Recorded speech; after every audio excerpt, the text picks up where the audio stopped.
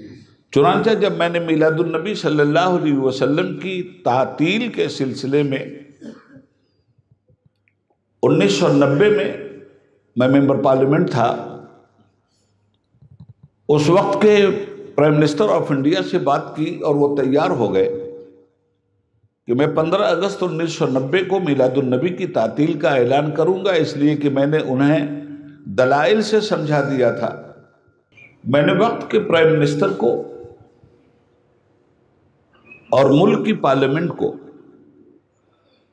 یہ سمجھانے میں کامیابی حاصل کی کہ حضرت عیسیٰ علیہ السلام کے بعد جب چار دانگ عالم میں ہدایت کی کوئی روشنی نبوت کے نام پر موجود نہیں تھی، تو ابلیس کو انسانیت کے ذہن و فکر سے کھیلنے کا بڑا کھلا موقع ملا، اور اس نے 570 برس کے زمانے میں رقص ابلیسی کی انتہا کر دی۔ انسانوں کو گمراہ کرنے میں اس نے بدترین کارنامے انجام دیے۔ بیٹیوں کو قتل کیا جانے لگا، پیدا ہوتے ہی ذبح کر دیا گیا، قبریں سامنے کھود کے رکھی جاتی تھیں، وضع حمل میں لڑکا پیدا ہوا تو قبر پاٹ دی گئی، اور وضع حمل میں اگر لڑکی پیدا ہوئی تو اسی گڈھے میں ہمیشہ کے لیے خاموش کر دی گئی۔ وہ بجلی کا کڑکا تھا یا صوت ہادی عرب کی زمین جس نے ساری ہلا دی۔ رب العالمین کی رحمت کا نور چمکا اور 570 عیسوی میں میلاد النبی ہوا، اور ایک ایسا نبی آیا جو خاتم الرسول بن کر کے آیا، اور جس نبی کی سیرت بیان کرنے والے نے حق اور بہتر طور پہ بیان کی، وہ نبیوں میں رحمت لقب پانے والا، مرادیں غریبوں کی بر لانے والا، وہ اپنے پرائے کا غم کھانے والا، مصیبت میں غیروں کے کام آنے والا، اتر کر حرا سے سوئے قوم آیا اور ایک نسخہ کیمیا ساتھ لایا۔ اس پیغمبر برحق کی آمد سے پہلے 570 برس تک انسان شیطان کا غلام بنا پھرتا رہا۔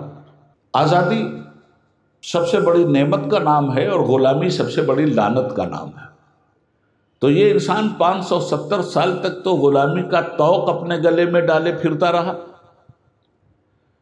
اس آزادی کی نعمت اور غلامی کی لعنت کو سمجھنے کے لیے ہمیں ہندوستان کا وہ دور دیکھنا ہوگا جس دور میں ہندوستان غلامی کی منحوس بادلوں کے نیچے اپنی زندگی گزارنے پہ مجبور تھا۔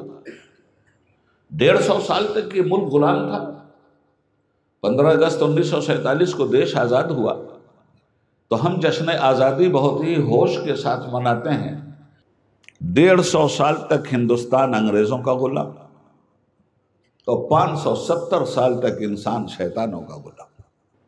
15 اگست 1947 کو ہندوستان آزاد ہوا، آزادی کی نعمت ملی، اور میلاد النبی کے موقع پر صرف ہندوستان آزاد نہیں ہوا تھا، انسان آزاد ہوا تھا۔ اس کا عقیدہ آزاد ہوا تھا، اس کا عمل آزاد ہوا تھا، اس کا اخلاق آزاد ہوا تھا، اس کی فکر آزاد ہوئی تھی، اس کا نظریہ آزاد ہوا تھا، اس کی آنکھوں کی سماعت آزاد ہوئی تھی، اس کے عقیدے کی چٹان آزاد ہوئی تھی۔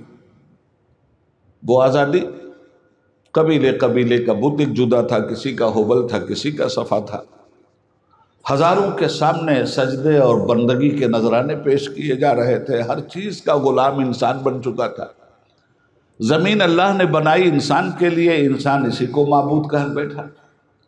آسمان کا لاجوردی شامیانہ، اس میں ستاروں کو زینت بنا کر پیش کرنا، چاند کی چاندنی اور سورج کی روشنی، ہوائیں، فضائیں، خلائیں، یہ ساری کی ساری کائنات، یہ بساط الفت انسان کے لیے رب العالمین نے سمیٹ دی تھی، اور انسان ان سبوں کے سامنے سر جھکانے کے لیے بیٹھ گیا، کھڑا ہو گیا۔ پہاڑوں پہ دیوی دیوتا کا تصور، دریاؤں میں دیوی دیوتا کا تصور، دریا کھا جائے گا، پہاڑ کھا جائے گا، سمندر کھا جائے گا، اس لیے درختوں پہ بھی نظر نیاز پیش کرو، دریاؤں کو بھی نظر نیاز پیش کرو۔ دریائے نیل سوکھ جائے تو ایک حسین اور خوبصورت بیٹی کی قربانی دو، بتوں کے سامنے اپنی آل و اولاد کو قربان کر دو۔ یہ ساری وہ شیطنیت تھی جس شیطنیت نے انسان کی آزادی کو جکڑ کر رکھا تھا۔ قربان اس میلاد النبی کے جس کے موقع پر نبی کریم صلی اللہ علیہ وآلہ وسلم کی آمد و بعثت نے خدا کا بھی پتہ دیا اور خودی کا بھی پتہ دیا۔ ایک دیکھنے والے کا کہا مان لیا ہے، بن دیکھے تجھے ہم نے خدا مان لیا ہے۔